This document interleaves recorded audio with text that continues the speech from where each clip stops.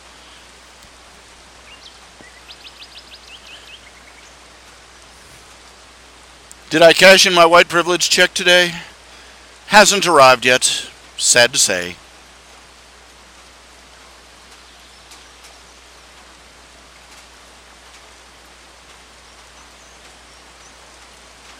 I love my white privilege. I love my white privilege. I love sitting here, being just as poor as anybody in the ghetto and being blamed for everything that goes wrong.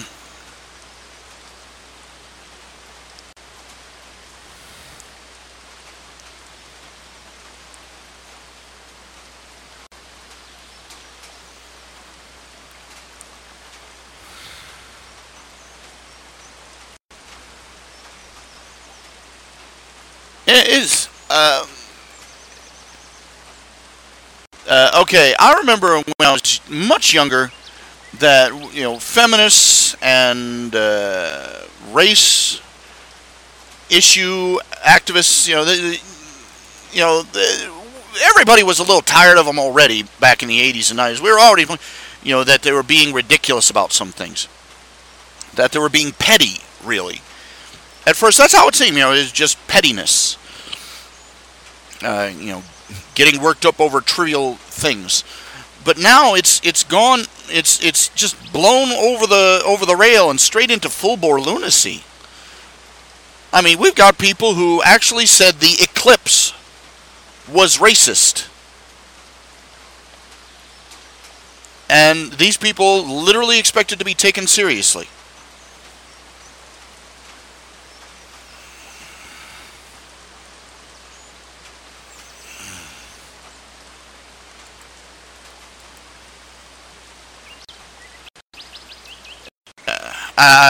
I just don't know what to think. I'm out of thinkies. It's just I don't know what to think about people who don't think at all.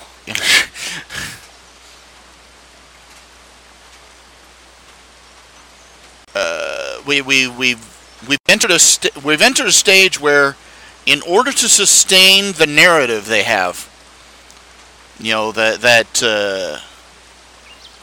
that there is no difference between their deviant lifestyles and that to believe that black is white, up is down, left is right. It requires everybody to, even the land of make-believe used to follow rules, but they require you to believe that there's no common sense at all. It's like living in, it's like living going through the looking glass, with Alice. The things that, we've been reduced to gibberish.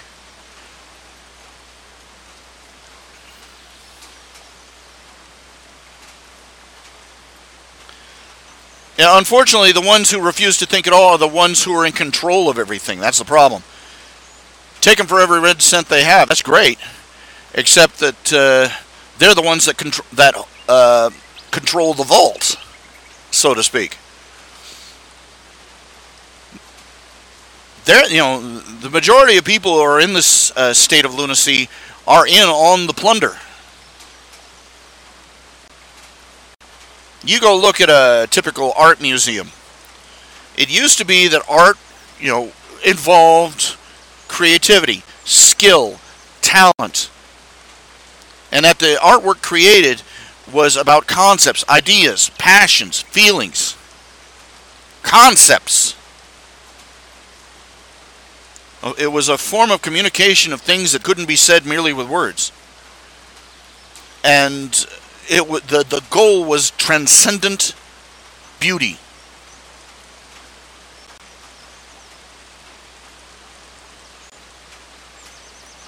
And now they're filled with garbage. Literally garbage. Stuff that people have mistaken for trash. The janitor comes along, finds it standing in the middle of the floor, and sweeps it out the back door. That's happened several times. It's become a one long con game, and the con game consists of convincing everybody that beautiful art and random garbage and rubbish and gibberish are exactly the same. It's the old the old tale of the emperor's new clothes and the cunning tailors.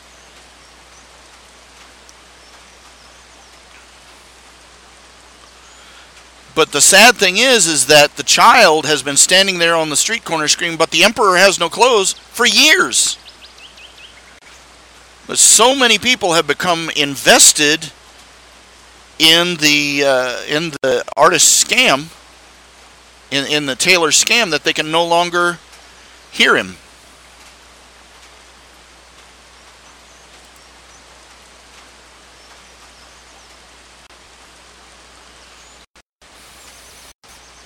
Now, I heard one speaker. It's let me see if I can find his name here.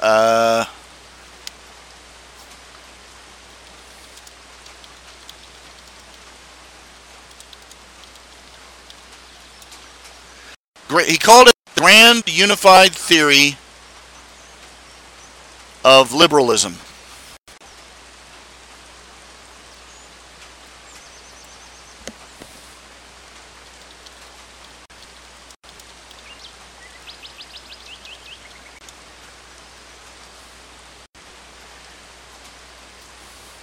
Kindergarten of Eden by Even Say It. How the Modern Liberal Thinks.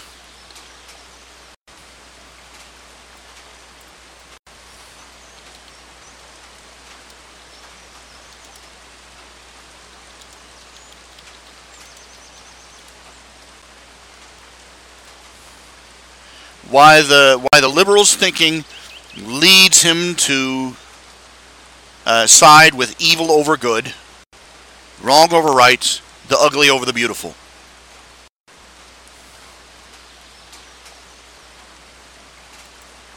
The first premise of the grand unification theory of liberalism is liberals conclude they have been taught, they have been indoctrinated, that there is nothing more bad than war. Nothing more awful, more evil, more horrible than war and conflict. Their second assumption is that war and conflict are caused by disagreement.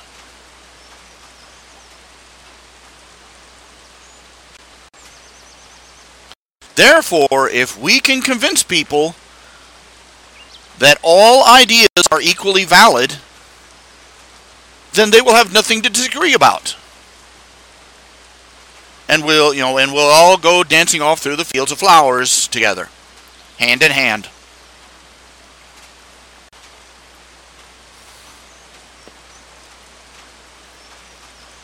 Now, why does this lead to them always siding with evil?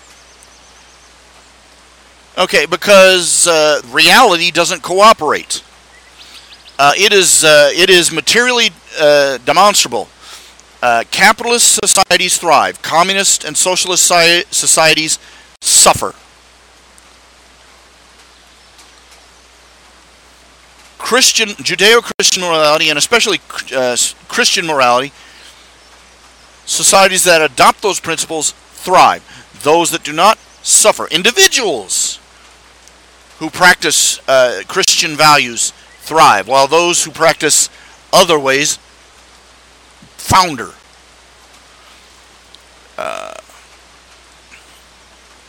One culture puts men on the moon. The other one can barely put a bone through its nose. It's demonstrable. One group is successful, the other group is not. But according to the liberals' thinking, can't possibly be, because all ways are identical, right? All ideas are equally valid. All cultures are equally precious. All ways of doing things are equally legitimate. All religions are exactly the same. So on and so forth. So, what do they conclude? That the one who has succeeded, must have cheated. The capitalist society must be oppressing the communist society. The white people must be oppressing the black people in some way. And the wealthy community must be robbing the poor community.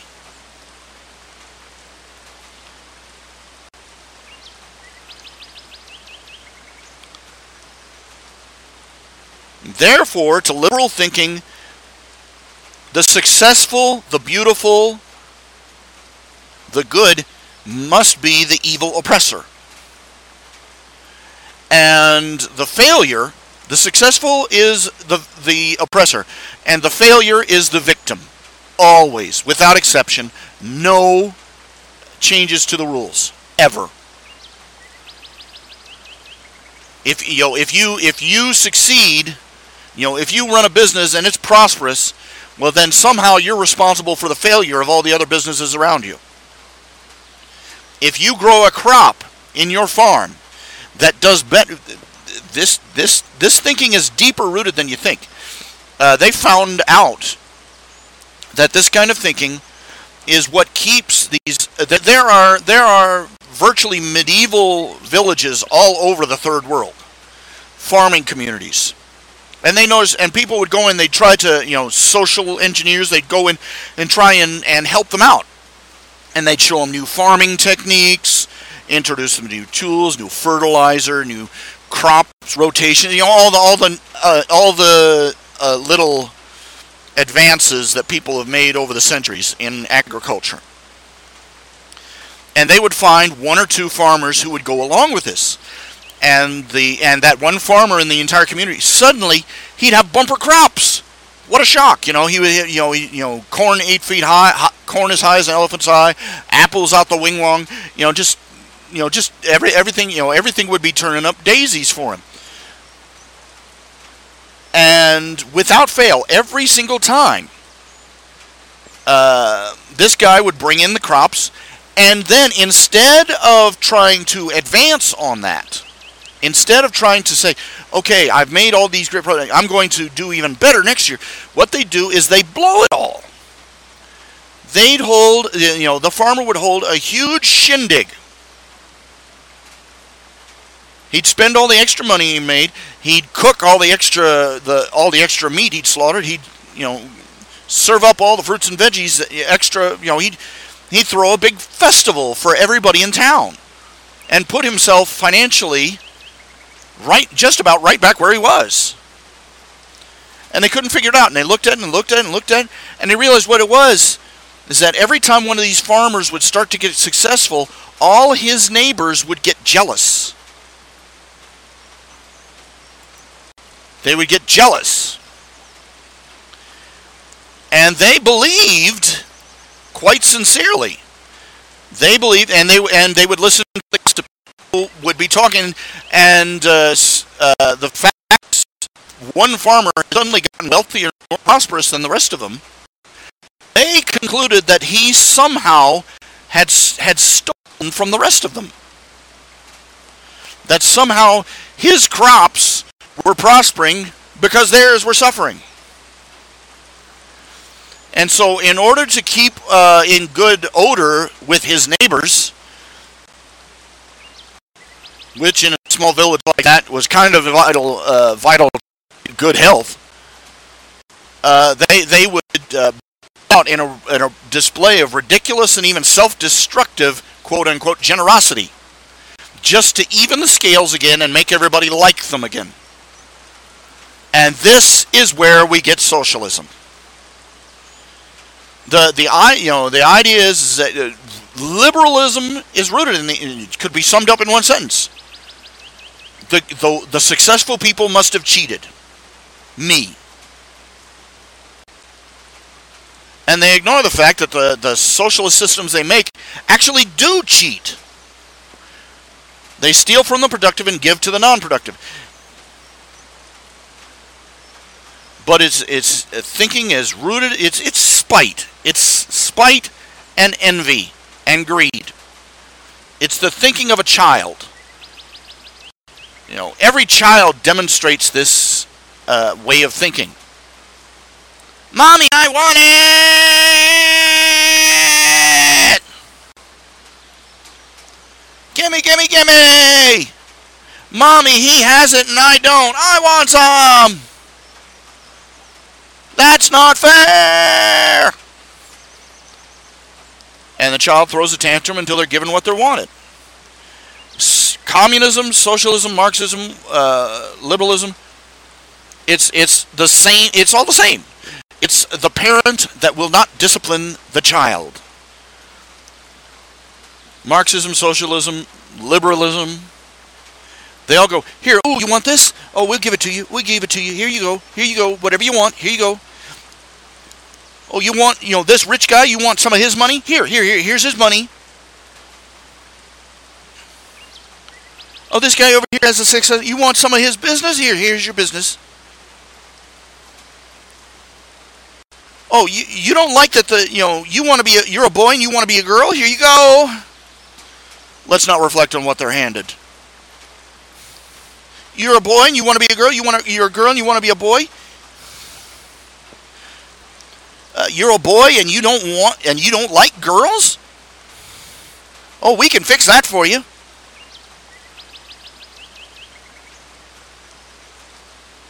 You're a white woman and want to tell the world you're black? Here's a little rub-on dye and some hair curlers. You remember her. There was a woman in the NAACP. White as the day is long. Old photos of her from school. She was white and blonde. And she decided she identified it as a black person. So she went out, got some rub-on dye, tan in a bottle, dyed her hair black, and crimped it. And she passed herself off successfully as an African American woman for years in the NAACP. And then she got discovered because she tried to make a big political fuss. Got in the middle of something, and then somebody went, wait a minute, I remember your school photo, and that was it.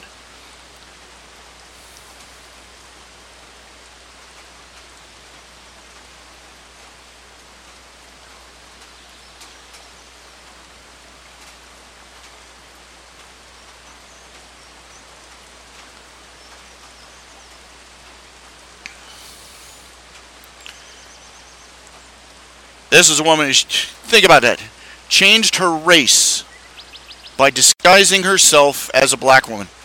And she reaped the privileges. Here's a hint. If people are disguising themselves as black, maybe the black people aren't really as oppressed as they're saying.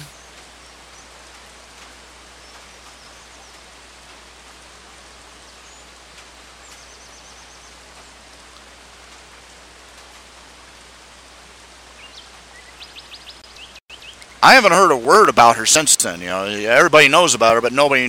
She's probably still going around someplace. Really, I'm black. I'm African American. Really, really. I don't know what. She didn't prove she was a different race. She certainly proved that orange is the new black.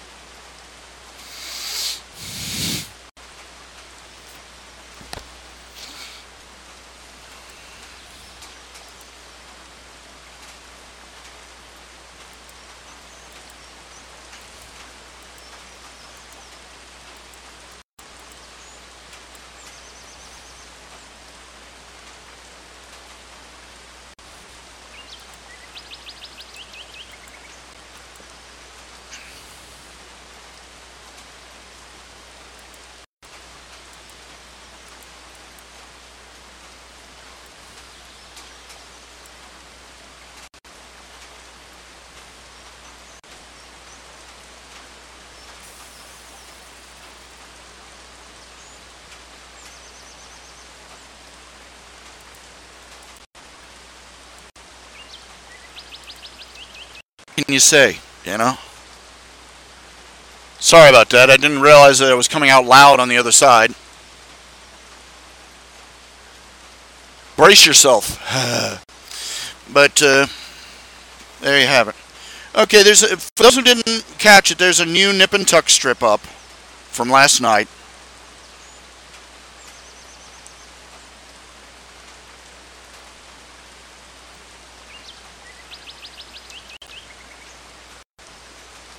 That's probably one of the spiciest things I've drawn. Well, I've done a few race things. Ouch. I've never posted any nudes or anything like that. But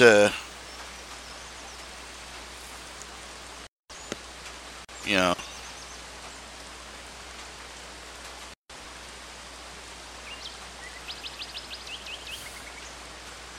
like I mentioned before, mentioned last night, people are befuddled by the fact that I would write stories where the happily married couple have enjoy their sex life.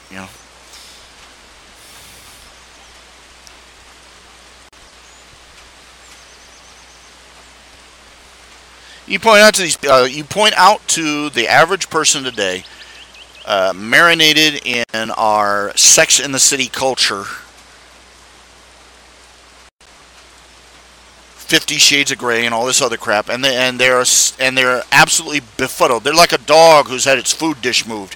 When you tell them that married people have more and better sex than they do.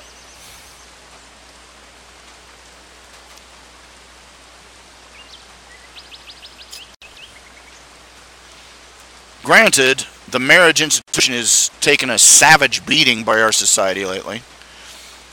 It's become a disaster. Marriage itself is still a strong and incredible and beautiful thing, but our culture's way of handling marriage, of the way it treats marriage,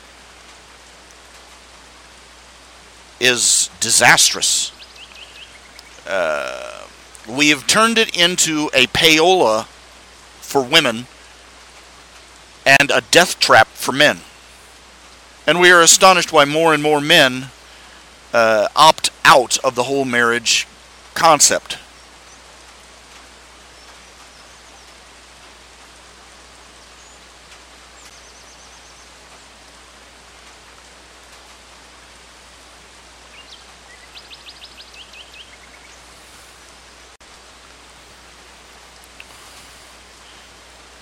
I loved when they were first pushing to legalize gay marriage. All the gay people came out, oh, my marriage will not affect yours. Like hell it didn't. Or they'd come out and they'd say, oh, how you're all upset about gay marriage, but you're fine with divorce. No, we're not fine with divorce. Explain to me how finding out that your car has a flat tire and then going and jabbing a knife into the other 3 tires is going to make things better.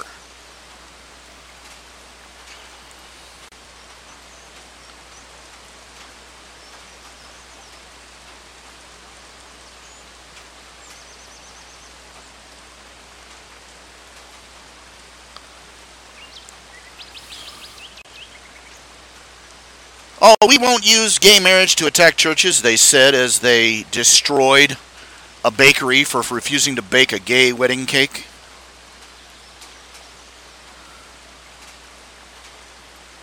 If you think they aren't going to attack churches, you're asleep at the wheel. Because the churches are the last groups of people that are even saying anything against homosexuality and gay so-called marriage. They're the only voices that dare speak up. And they're already doing things like arresting preachers in Canada. God forbid they should preach, the Bible.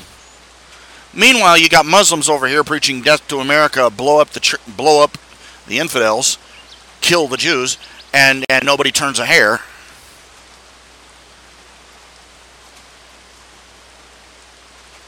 Which would only, you could say, well, that's only talk. It would be if they weren't if they weren't loading up the pockets of ISIS members with money from their denominations and stockpiling weapons in their mosques for them.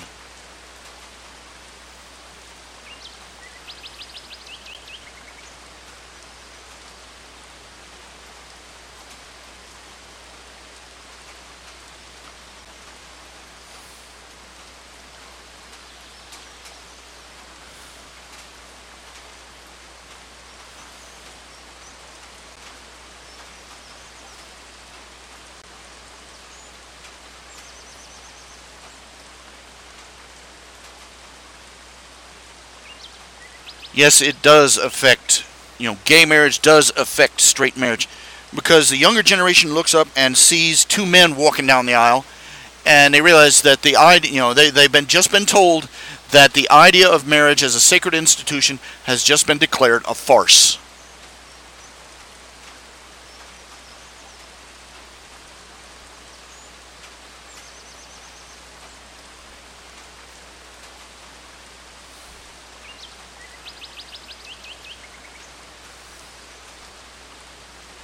Let's set aside the other fact that they're setting up to adopt little boys to indoctrinate them into the new lifestyle. You're saying that all gay men are pedophiles? No, I'm saying that the vast majority of pedophiles are in the gay community.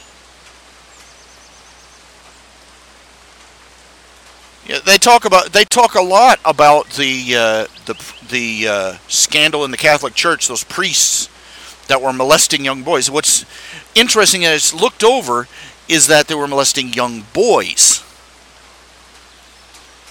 Were there even any cases of them molesting young girls? No.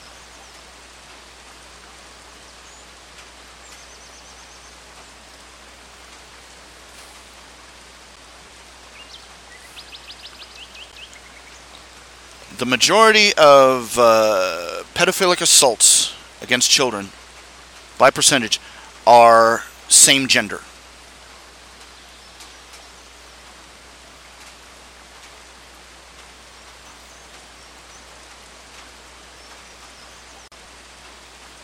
But no, that has nothing to do with homosexuality. Oh no. Oh no. Never mind that in the gay community, they talk about older men initiating young ones into the lifestyle.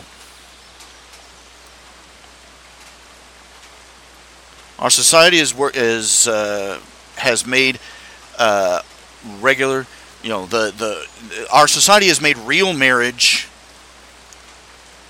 into a disaster, and is uplifting a perverted lifestyle as normal. They're elevating gay marriage and stamping down, crushing real marriage. But it doesn't affect us. It doesn't affect us, no. No, no, no.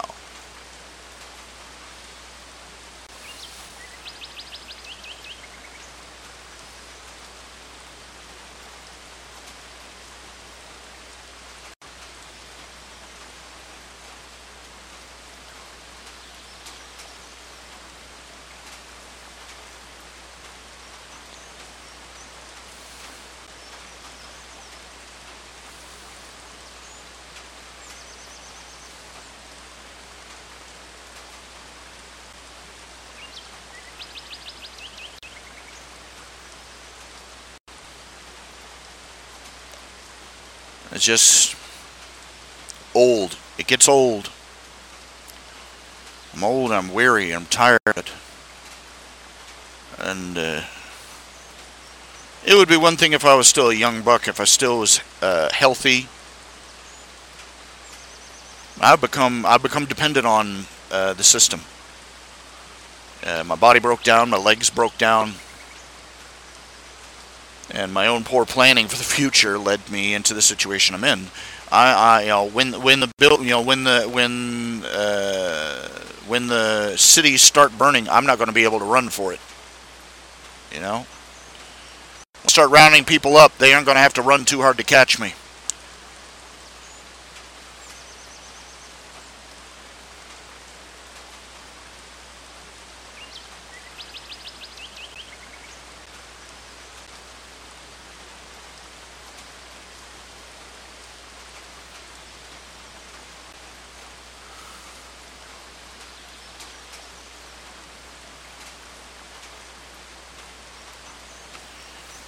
Depressing thought, I know. I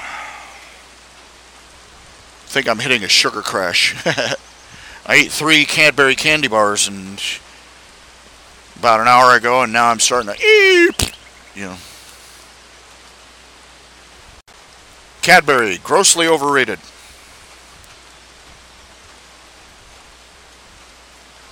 Now, I've had some really, really, really, really good chocolates before. I've had Ferrero Rochers.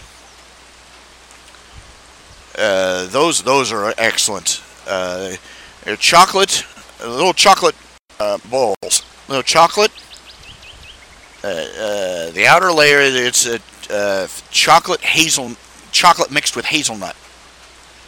The inside is a creamy chocolate filling with a single hazelnut in the center. And it's so good. You bite down and And I've had Milka chocolate bars from Europe. Milka. And they're so good. I've sampled them. And it's so creamy. That's good chocolate.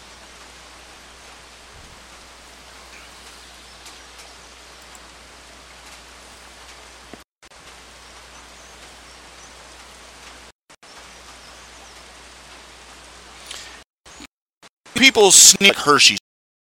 Oh, Hershey's. Hershey's. Who cares about Hershey's? Hershey's is crap chocolate. Hershey's is terrible. Hershey's is bargain basement chocolate. Yeah, well, great. But if it weren't for Hershey's, most people in the Western world would have never tasted chocolate. Most people don't realize it. Most people don't think about that. That Hershey's is the middle ground for the poor people. These bargain basement varieties, they've added the low budget stuff. Yes, of course, it's nowhere near good, the really, really well made stuff. But if it weren't for that, most people would have. If it weren't for Hershey's, most people would have never sampled chocolate in their lives. Because the really good stuff is hard to make and it's expensive. If it weren't for McDonald's, as much as I rag on the McDonald's Corporation, and as much as I say their food is bad, it is.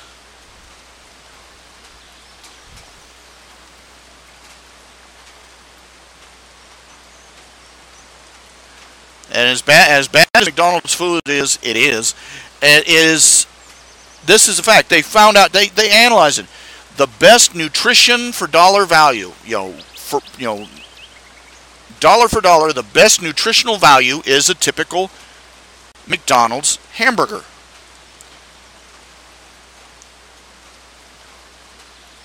It provides more nourishment than most of the slop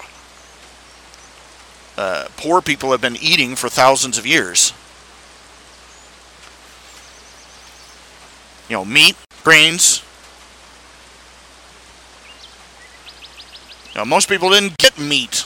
Most poor people didn't, get to taste much meat in the course of their lives. Meat was a seasoning, pretty much. But this is the real reason that communists and socialists hate McDonald's. Because Ronald McDonald did what Karl Marx never will. He fed millions of people on the cheap.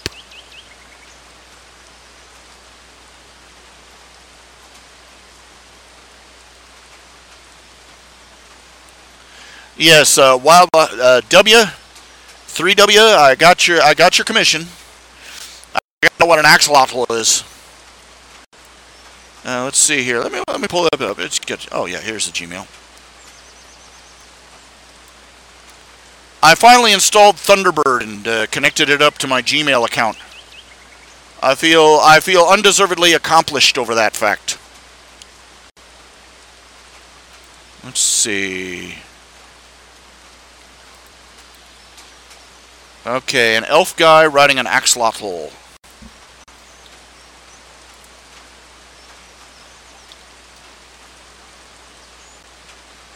Oh, one of those things. Some frilly neck.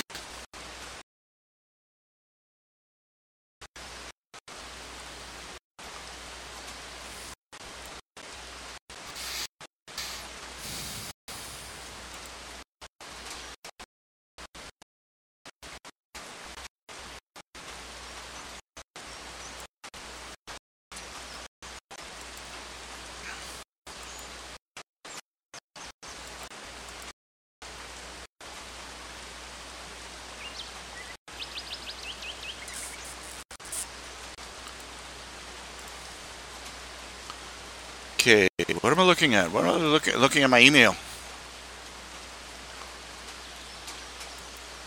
Elf description in the water. I'm thinking underwater, obviously.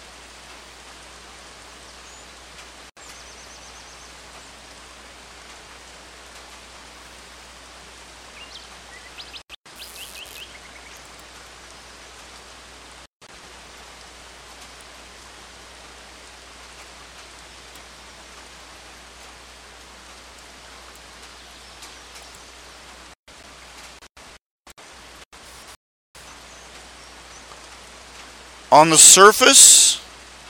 Okay, on the surface of the water.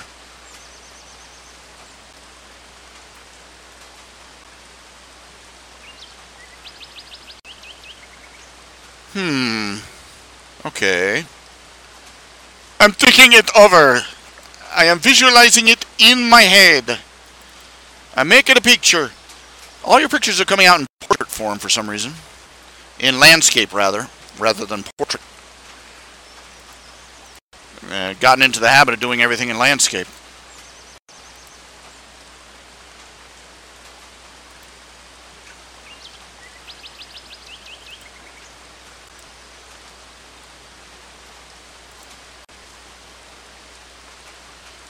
It's an axolotl.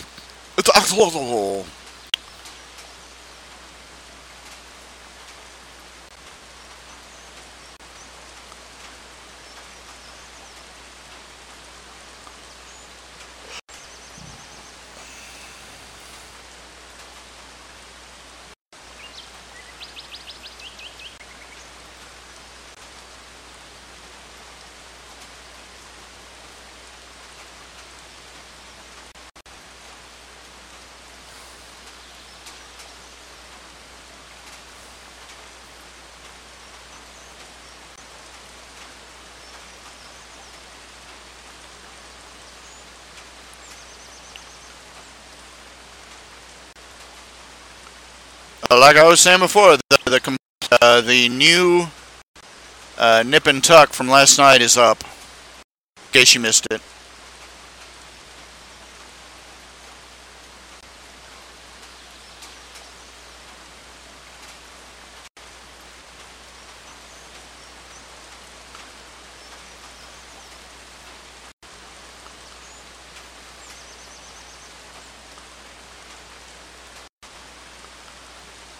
I don't know why I feel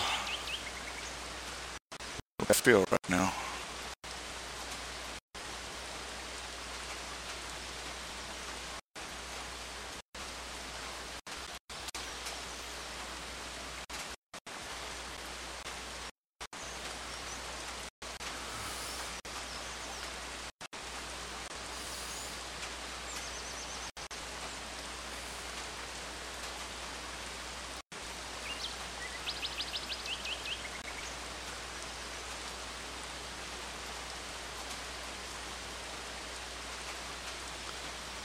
This is the really, really, really, really rough first sketch.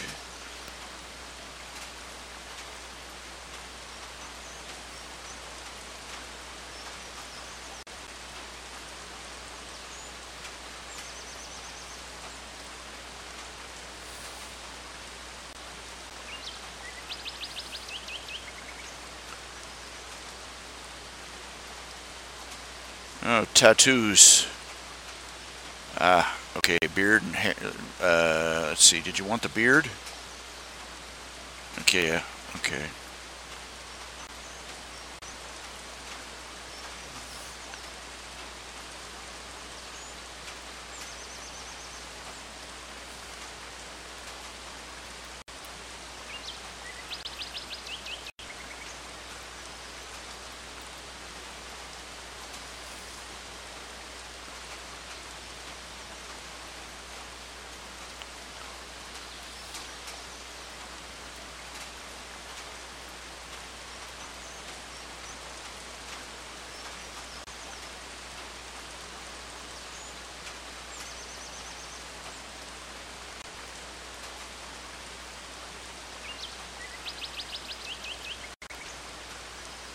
That's going to take some tinkering.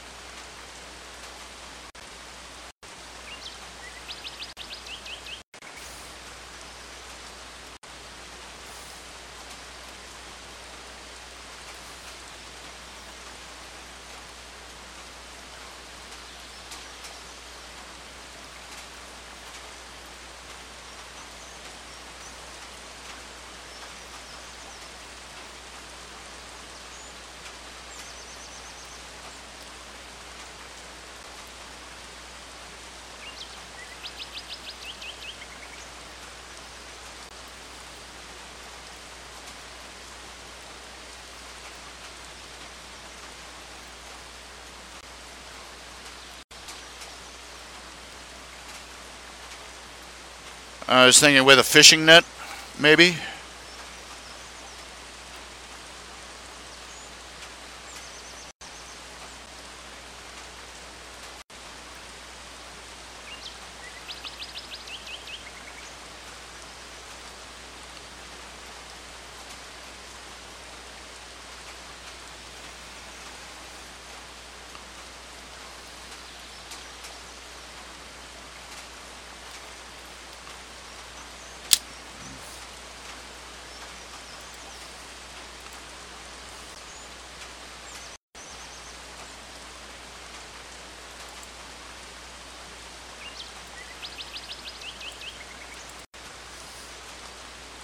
Feels so slow today.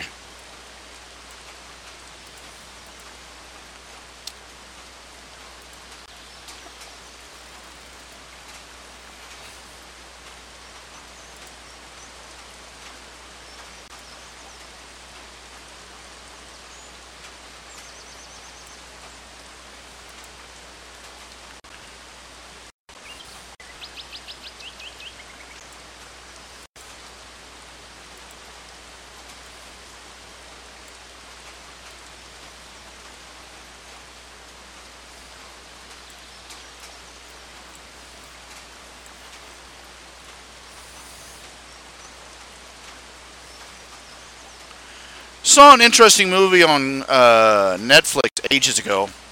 It was called Stakeland.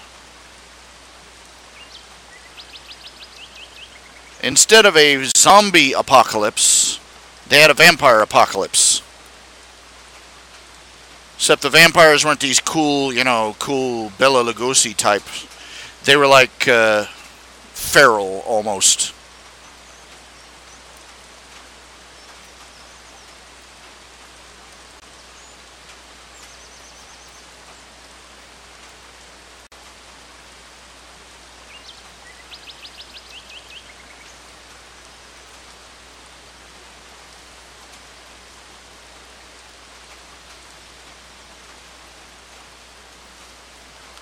The movie is about this one guy driving north to Canada, trying to find, him and this one kid trying to find sanctuary up north from the vampires, because apparently the vampires can't stand the cold.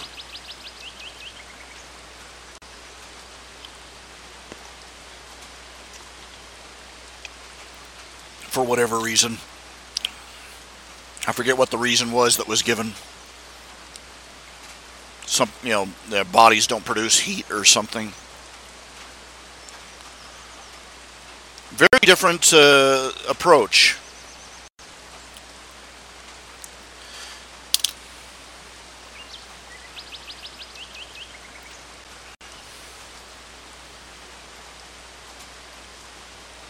The ending is sort of ambiguous, no happy ending, no, we've discovered the cure for vampirism, nothing like that. So, it's more of a Walking Dead kind of atmosphere.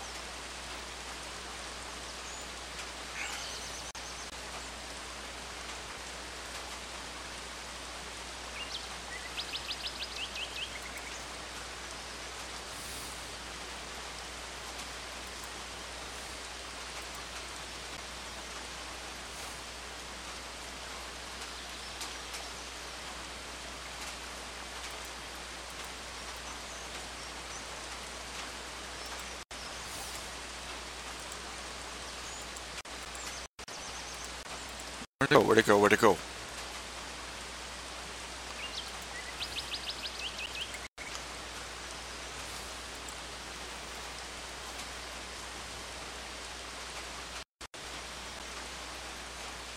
Oh Lord, this is sad. I'm reading this. I had this column open. It's called 35 Frustrated Teachers Reveal Obvious Things They've Had to Explain to a Student. Number 12 is, a girl in class said she refused to eat marshmallows because they are made of poop. She had the idea that marshmallow came from old poop that has turned white. This was a 13-year-old girl, and we had to look it up before she would believe it. And I'm pretty sure she still wasn't sure.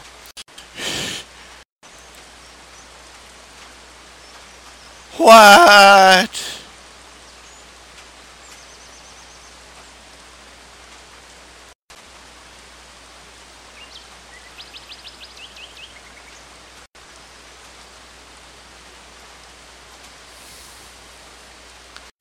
Oh, that picture there, that picture of the purple Godzilla-looking guy, that's from my fan fiction. That's from my fan fiction, Nyx's family. Now, what is the story behind that? Is that originally there is a fan fiction out there by Pen Stroke called Past Sins, which is basically about Nightmare Moon, not Luna, Nightmare Moon, returning as a little filly, and Twilight ends up adopting her, and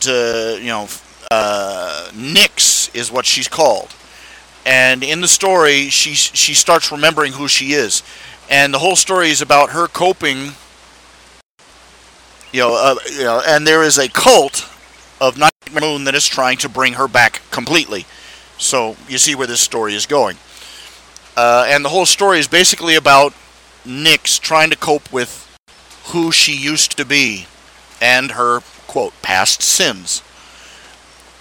And I loved that story. It was excellently written. And I was inspired to write a fanfic of it. A fanfic sequel called Nightmare Night. The Nyx being restored to a filly again, and getting a new lease on life with Twilight, that kind of thing. And my story was inspired by the idea of how Nyx would handle her first nightmare night. Well, in the writing of that story, I made I left a plot hole in there, because in my story, Shining Armor and Cadence and Twilight, all had a good relationship, and they all were happy to see Nyx because, favorite niece. And it turned out that I went back and looked at it. The guy had updated his story a bit, made a few changes, and it turned out that Nyx had conquered. She had, in the original story she had conquered Canterlot, but in the revision she had brainwashed Shining Armor, mind controlled him, and used him as part of the way she kept control. Took over Canterlot. And the story had ended when he had finished the story. Shining Armor and Cadence were still on the outs with Twilight, because Twilight had adopted Nyx at the end of the story again, and they were like, they didn't trust her, and they didn't, family strife. You know what I'm saying? And so I had to fill in that gap, explain why my story was supposed to be a sequel, and I had to come up with another story to explain why Shining Armor and Cadence's opinion had changed. So I started writing Nyx's family. Originally, Nyx's family was going to be nothing more than a one-shot, a one-chapter story. One chapter. That was all it was going to be. Basically, that Shining Armor babysat Nyx for a single day, and her innocent charm finally wins him over, and he realizes, this isn't Nightmare Moon anymore. And she's just an innocent little girl. And she's afraid, and she's lonely, and she's got problems, but she's family. And they bond, little slice of life thing, right? Well, I started writing that, and I realized, wait a minute, Shining Armor and Cadence are over in the Crystal Empire at this point. So what reason do we have for coming all the way to Ponyville just to babysit? And I thought, no, we'll have Twilight and Nyx go to the Crystal Empire. And I thought, why would they be going to the Crystal Empire? And I thought, okay, it's because the library is such a mess. The Royal Library in the Crystal Empire. If you watch the episode with the Crystal Empire, the library was a disaster. And so they've called on Twilight to come over and fix it. Straighten it up, put it on the Dewey Decimal System, the whole 9 yards. And she decides to bring along Nyx along. She did, and the story kept getting bigger. and bigger, and started developing more plot points and more plot issues, and by the time I was done, I had I think it's 35 chapters long. And what started out as a little slice of life bonding scene between Nyx and Shining Armor. By the time it was done, there had been a 5-way giant monster kaiju battle between a giant-sized Spike, the dragon, and 5 other dragons. You remember the teenage dragons from the Dragon Migration, battling it out in the middle of the Crystal Empire. And I'm like, what the hell happened here? I'm like some guy trying to pull the jetliner out of control. I'm like, who's driving this thing? But it turned out pretty well. And that image is of Spike. It's actually small. It's a little bit smaller proportionally than it should be. Rarity should be a little more than a size of a ladybug next to him. Well, read the story. Read the story. It's on Archive of Our Own.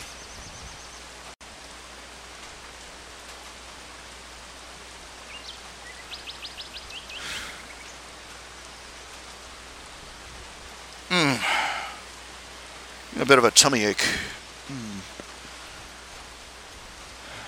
I'm feeling an eensy-weensy bit under the weather. Of course, I always am. Meh.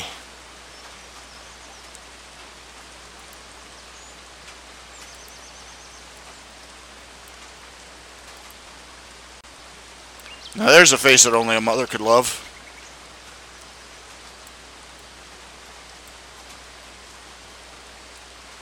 Never.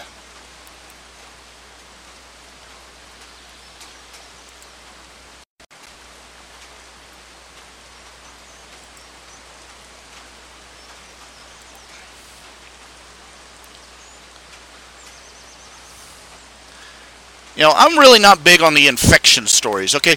It seems like every horror movie is about infection. That's an interesting thing to note, though. Aliens. You're infected by the aliens and an alien bursts out of your chest. There was a movie about... there was a movie just like you're describing where these evil cockroaches from space would jump in your mouth and eat your brain and pilot your corpse around. Before they exploded, until they bred enough numbers and your head exploded and more cockroaches infested people. It was one of these schlocky B movies. Pretty horrible. And all the horror movies are about people getting infected with something. That's an interesting, if you look at it as sci-fi as a parallel of social concerns, social anxieties. We are no longer concerned about our morality being corrupted as a culture. We're germaphobes. Look at us. We carry hand sanitizer everywhere. It's perfectly normal to be washing your hands like a damn raccoon. 7 times a day.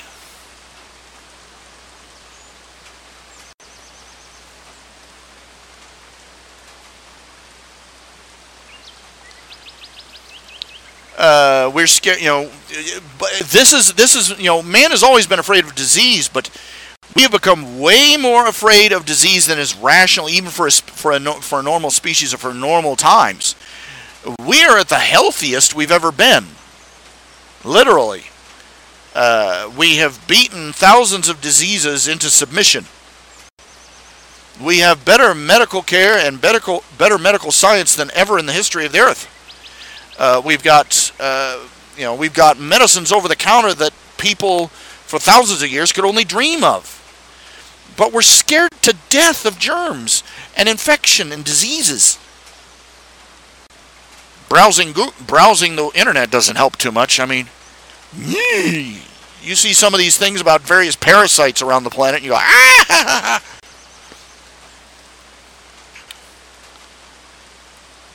And all our horror movies reflect that. The aliens always propagate by infesting a human body in some way. Every movie. Zombie movies, duh. Vampires, duh. Vampires and werewolves don't get much traction anymore, I've noticed. Because, quite frankly, we realize, it's not so horrifying. You become a vampire, oh, gee. I can't suntan anymore, but I'm immortal and I have super strength. Probably I can fly, too, Oh, the horror. Or you turn into a werewolf. I've just become a super monster, What a bummer. So now we've got all these horrible disease alien monster movies. And it's because we are no longer afraid of being morally corrupt. We no longer have movies about... A lot of the movies, I won't say as many as, people like to claim every movie from the 50s was about the Red Scare, quote unquote. I don't think hardly as many as they say, but a lot of them were. They were about about our planet being invaded, our society being overtaken. Remember the TV series V? That was basically an allegory for communism, or for they came pretending to be humanity, pretending to be humanity's friends, and as soon as they got in the door, they peeled off their rubber mask and surprise, cannibal alien lizard people.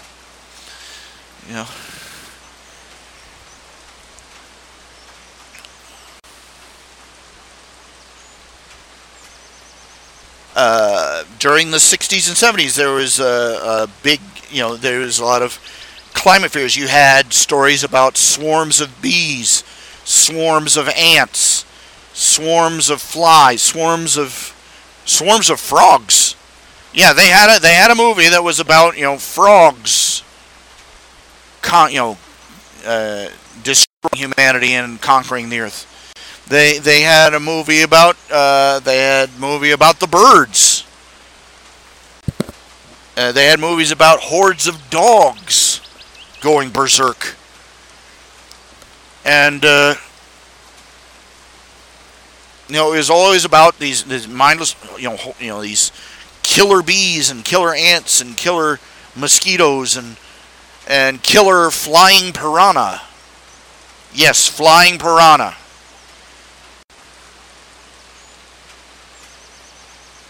Now but right now we're also, everybody is irrationally afraid of disease. Like I said, we all carry sanitizer around with us in our pockets. Everything has to be plastic wrapped. We have to, just everything has to be sanitary. We have restaurants now that are cleaner than hospital operating rooms used to be. And we're so afraid of we were so afraid of allergies too. Well, we seem to lump allergies in with diseases. I remember when you could bring a peanut butter sandwich to school without starting a panic. Okay, I will be right back.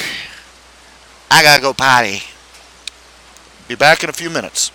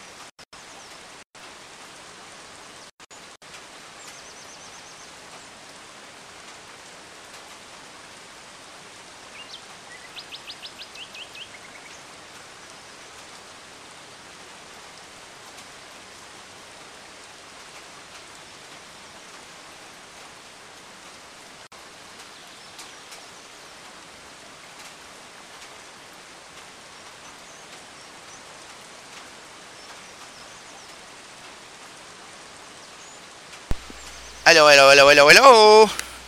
Hello. I have returned. Wild Wild Weezer has left. Wild Weezer. Darn it. W3. 3W, that's his name. Wild Wired Weasel.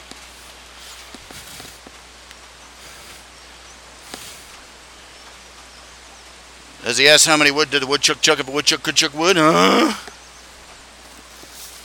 Okay, I gotta pull down my little tent here.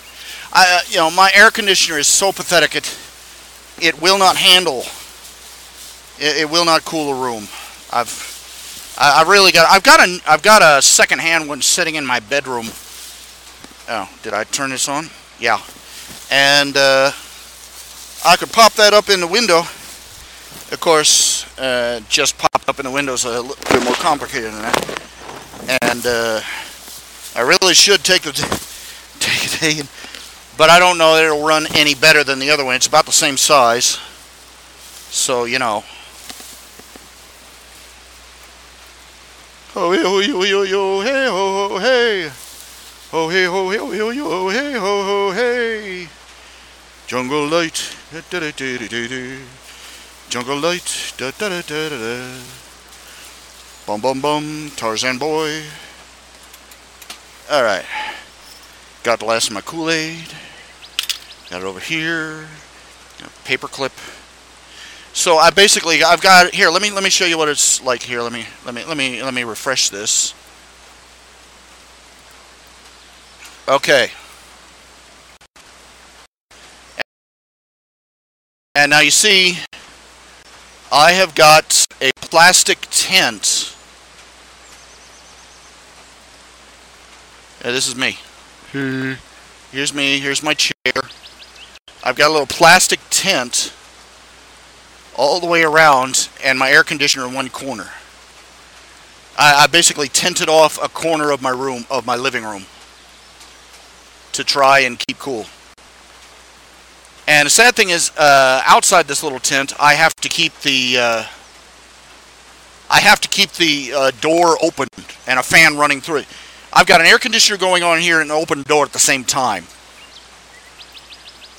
The reason for that is if I close the door, it gets hotter inside here than outside. Much hotter. You know, it's a trailer. Even with a white painted roof, it's a toaster oven. It's a solar powered baking oven. I could roast a chicken in my living room on a bad day. Pardon.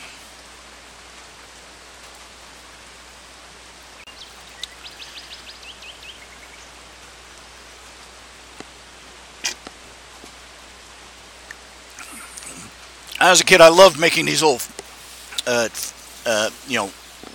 blanket forts and things. I wish I had a little more presence of mind when I was a kid. I could have,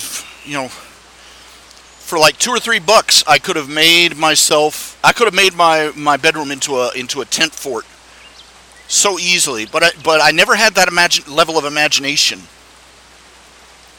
You know, just some twine and some cheap plastic drop sheets and some thumbtacks or something to stick it to the wall or something. I could have figured something out. I could figure something out now, but back then I wasn't nearly as clever. I feel bad about myself as a child.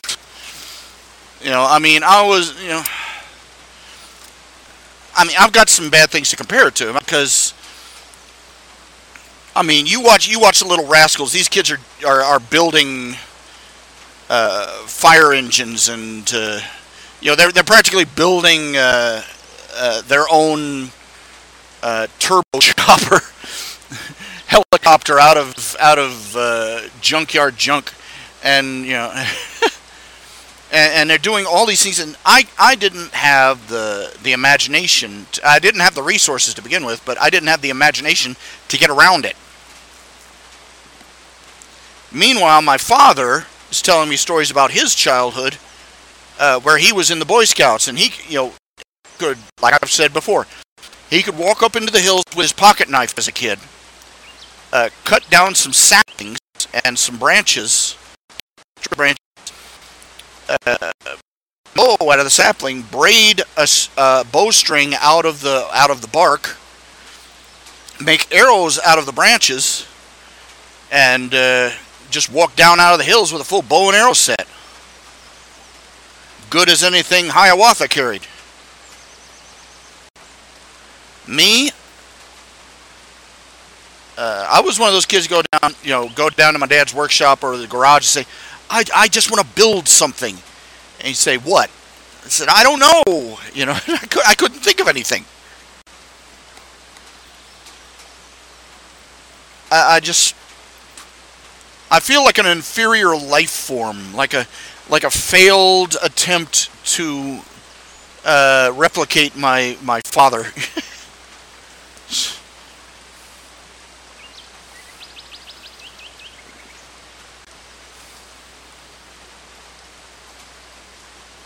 I know what people say. Oh, you need to be your own person. Well, truthfully, I would have rather been a little bit more like, I'm being my own person, but I could have stood to take a few more attributes from dear old Dad, like his knack for just teaching himself how to build things, how to repair things, how to do things. Me, I've spent my whole life with a please start the orange peel for me attitude, and well, here I am.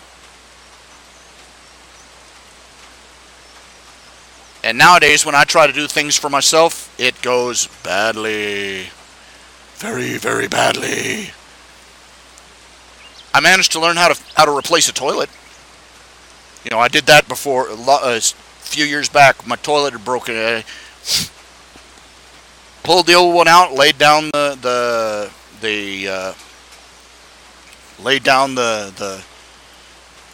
grommets or whatever you call them, the gaskets, bolted on the pipes, did everything all by myself.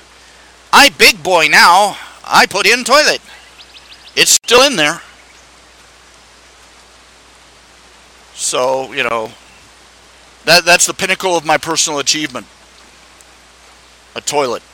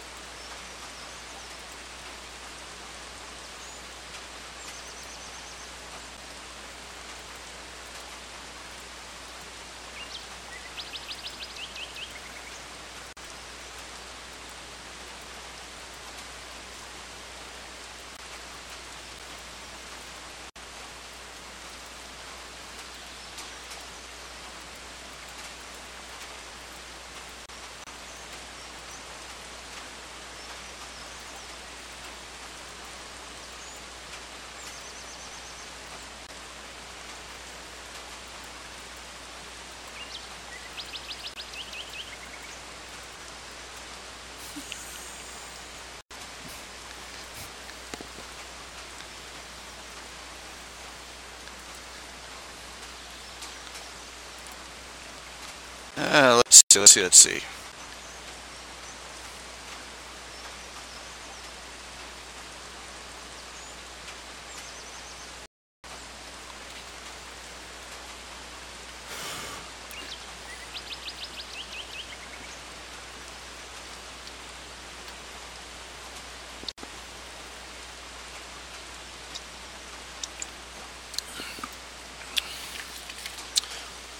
I'm looking at this. Frustrated teachers reveal obvious things they've had to explain to a student.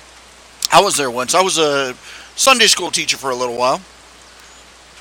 I was teaching kids that were about 12, 13 years old, 10 to 13 actually, and they were astonished to learn that the events in the Bible took place before people had light bulbs. You just want to lie down and give up sometimes.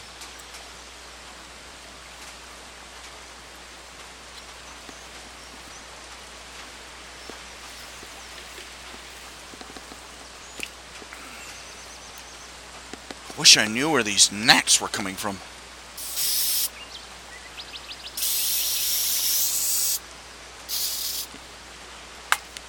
Got fly strips up all over the place. They look like peppered bacon at this point.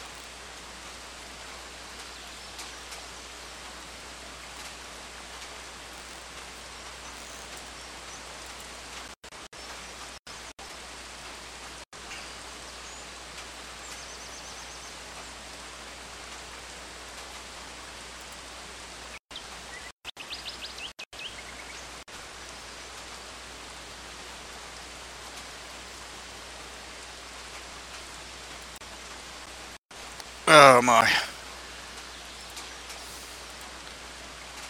I'm gonna shut down some of these openings here.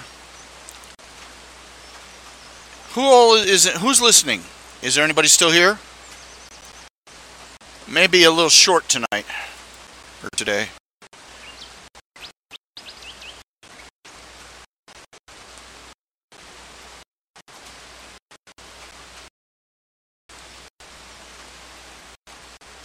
How often the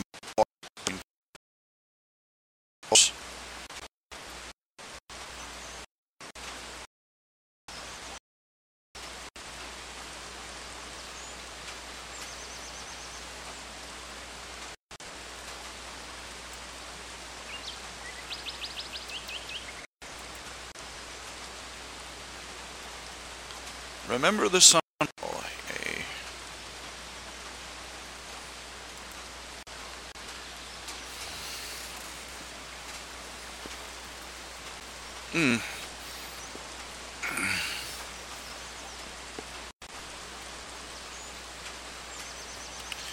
Oh my.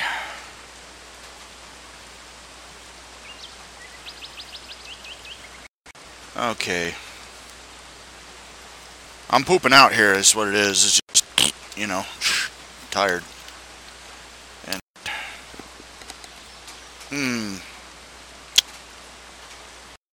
I had something on my mind, but then it left.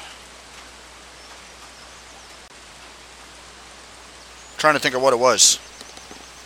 Something to discuss other than the crap I've been going over again and again and again on every episode of this show. Tired of talking about that. Apparently, I was watching Glove and Boots, and apparently they are still marketing the clapper. And Glove and Boots is a web show. It's a puppet show featuring two characters: a gopher called Fafa and this red Muppet thing called Mario. And they also have a huge cast of characters. 30 third most popular character is called Gorilla. He's just a gorilla. All he says is meh. But one of the shows they do, one of the things they do in their shows, they try out as seen on products. You know, they've been trying out all these weird products, and they tried out Clapper, and they came out and they said they got serious. They got a little bit serious about it. They said this thing's a piece of junk. It has an aspect of going on or off on its own, whether or not you're clapping. And which can be really bad if you have something important plugged into it. And it is as old as dirt, and nobody needs it anymore. We have voice-activated stuff all over the place now. The Clapper is retro, but they're still selling it, and apparently people are still buying it. It was still a funny show, but they were a lot more serious about the product testing they were doing.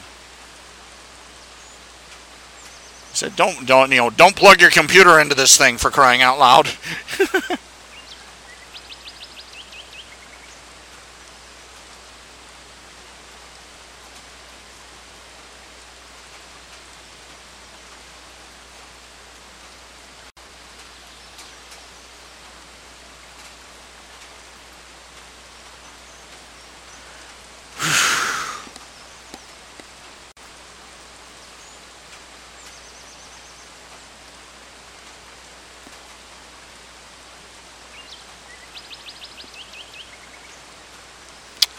Okay, I'm feeling a little tuckered out. I think it's been about 2.5 hours.